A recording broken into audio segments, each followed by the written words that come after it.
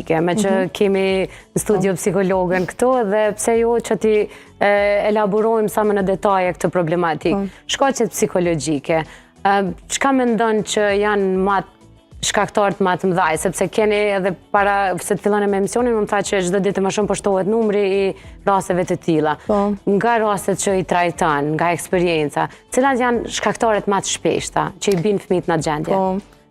Atëherë për regresionin që përmenda, kohëve të fundit ashtu ndoshta po ndodh pak më shumë tek fëmijët. Disa arsye munden me qenë kur fëmijët ndoshta nuk stimulohen mjaftueshëm, ndërse për shembull nuk ka kush me fol shumë me ta, ose për shembull kohëve të fundit fatkeqësisht fëmijëve po i japin shumë akses në pajisje teknologjike, telefona, tableta.